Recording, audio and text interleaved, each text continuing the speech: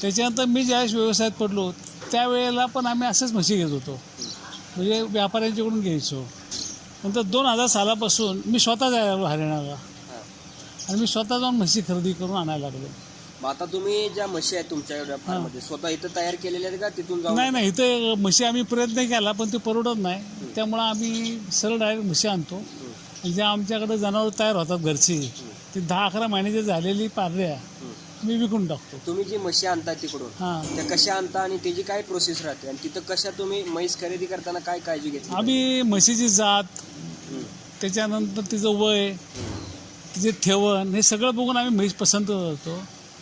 त्यानंतर साधारण 12 लिटरचं दूध तिथं काढून पाहिजे. 12 लिटर दूध असेल तरच ती म्हैस खरेदी करायची, 12 किंवा प्लस. तिथं समोरासमोर डील करायचं, ती म्हैस खरेदी करायची. एक 9-10 म्हशी खरेदी झाल्या की त्या ट्रकमध्ये लोड करून आपल्याकडे मागून घ्यायच्या. साधारणपणे एका म्हशीचा काय तिथं दर मिळतो आपल्याला? म्हणजे एक म्हशी आता सध्या फार रेट आहे, कारण ह्या वर्षी मी काय तिकडे गेलो नाही कोरोनाच्या प्रादुर्भावामुळं. त्यामुळे आम्हाला एक 50 पासून 60पर्यंत म्हशी आल्या तिकडून. आता तुम्हाला एक सगळ्यात महत्त्वाचा असा प्रश्न विचारायचा आहे, लोकल म्हशी आपल्या आणि तिकडे जाऊन तुम्ही खरेदी करता, यामध्ये काय बदल जाणवला तुम्हाला? त्याच्यात बदल असा असतो की आपल्या इथं ज्या लोकल म्हशी असतात ना त्या सर्व खराब नसतात, पण आपल्याकडे जे मोठे बारदानेवाले आहेत त्यांच्याकडे जे फॉल्टी म्हशी असतात त्या म्हशी ते लोकांना विकतात. आपल्याला विक्रीला मिळणाऱ्या म्हशीच फॉल्टी विकल्या जाऊ म्हणजे जातात, त्यामुळे तोटा होऊ शकतो आपल्या बिझनेसमध्ये. आता तुम्ही सर ह्या व्यवसायाकडे कधीपासून वळाला आणि तुम्ही इथं काय काय कामं करता, म्हणजे काय काय असतं तुमच्याकडे? बेसिकली मी BE मेकॅनिकल केलेलं आहे. माझं इंजिनिअरिंग झाल्यानंतर 2002 नंतर मी बाहेरच्या जायचं होतं मला परदेशात शिक्षणासाठी.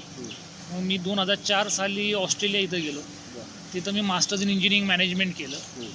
एक 6 वर्ष मी ऑस्ट्रेलियामध्ये होतो, म्हणजे 2 वर्ष शिक्षण आणि 4 वर्ष नोकरी. ते करून मी इथं भारतात परतलो 2010 साली. इथं आल्यानंतर एका कंपनीमध्ये मी एक्झिक्युटिव्ह डायरेक्टर म्हणून काम केलं.